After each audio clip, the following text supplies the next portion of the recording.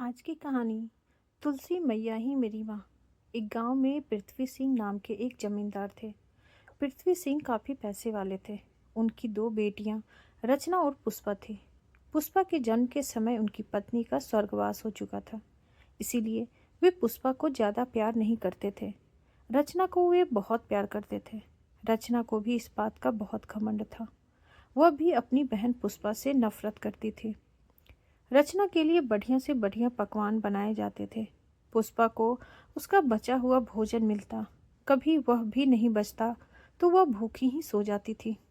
धीरे धीरे समय बीता और दोनों बेटियां बड़ी हो गई। पुष्पा सुबह जल्दी उठकर स्नान आदि करके घर के आंगन में लगी तुलसी की बड़े मन से सेवा करती थी। उसके बाद मंदिर जाती, वहां से आने के बाद सारे घर का काम करती। रचना देर से उठती और वह स्नान आदि करके घूमने चली जाती थी। एक दिन पुष्पा ने रचना से कहा, बहन, हमारी माँ नहीं है। मैंने तो तुलसी माँ को ही अपनी माँ मान लिया है। जब मैं सुबह इनकी पूजा करती हूँ तो मुझे इनमें माँ की छवि दिखाई देती है। तुम भी सुबह माँ तुलसी की पूजा किया करो और मेरे साथ मंदिर चला करो। रचना ने कहा, मैं किसी पेड़ को अपनी माँ नहीं मान सकती। तुझे जो करना है वो कर, मुझे किसी चीज़ की ज़रूरत नहीं है जो मैं पूजा पाठ करूं। यह कहकर वह घूमने चली गई। कुछ दिन बाद पृथ्वी सिंह ने एक बहुत अमीर खानदान में लड़का देखकर रचना का विवाह तय कर दिया। रचना बहुत खुश थी। उसने पुष्पा से कहा, देखा, मेरा विवाह भी अच्छी जगह हो गया है। अब मैं पूरी जिंदगी मजे करूंगी। बिना पूजा पाठ किए मुझे सब मिल गया। पुष्पा ने कहा, बहन, तुम मानो या ना मानो, यह सब तुलसी मैया की कृपा है।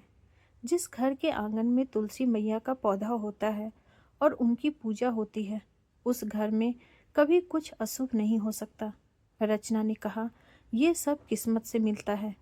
तूने बचपन से आज तक तुलसी की पूजा की, पर तुझे हमेशा पुराने कपड़े और जूठन ही खाने को मिली। मुझे बिना कुछ किए सारे सुख मिले। पुष्पा ने कहा, बहन, इतना घमंड करना ठीक नहीं है। अब तुम इस घर से विदा होने वाली हो। एक बार तुलसी मैया का आशीर्वाद लेकर ही अपनी ससुराल जाना। वहां भी तुम्हें कोई कष्ट नहीं होगा।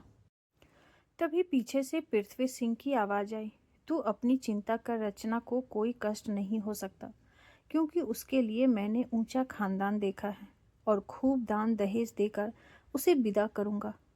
इस समय में तुलसी की पूजा पाठ से कोई फर्क नहीं पड़ता। तब पुष्पा ने कहा, पिताजी, भगवान की मर्जी के बिना तो एक पत्ता भी नहीं हिल सकता। यह सब भगवान की ही कृपा है।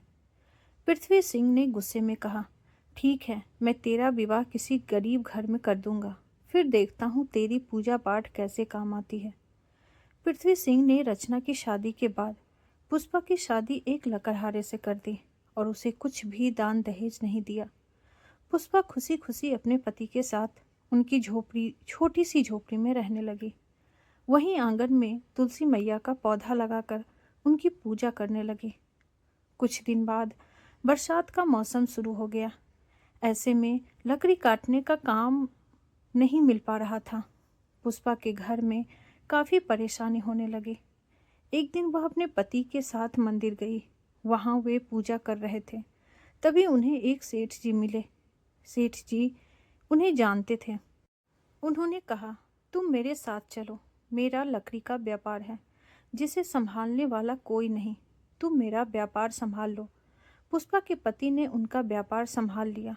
व्यापार में काफ़ी मुनाफा होने लगा, जिससे पुष्पा व उसके पति के दिन बदल गए। उन्होंने काफ़ी बड़ा मकान बना लिया। वे बहुत अमीर हो गए। एक दिन पुष्पा मंदिर से वापस आ रही थी तो उसने देखा एक पेड़ के नीचे रचना बैठी रो रही है। पुष्पा ने उसे चुप कराया और रोने का कारण पूछा तो रचना ने बताया, मेरे पति बहुत बीमार हैं। उनकी बीमारी में सारा पैसा खर्च हो गया है। हम गरीब हो गए। अब उनके इलाज के लिए भी मेरे पास पैसे नहीं हैं। उधर पिताजी का व्यापार भी बंद हो गया। मुझे अपनी करनी पर बहुत पछतावा हो रहा है। मैं जिंदगी भर तुलसी मैया को बुरा भला कहती रही, इसी कारण मेरा यह हाल हुआ है। और तुम्हारे जाने के बाद पिताजी के आंगन में लगे तुलसी के पौधे की देखभाल नहीं की, जिससे वह सूख गया और उसके साथ ही घर की सुख स्मृति भी चली गई। तब पुष्पा रचना को अपने घर ले गई, उसे काफ़ी धन दिया। रचना ने उससे अपने पति का इलाज करवाया। कुछ दिन बाद पुष्पा अपने पिता के घर गई।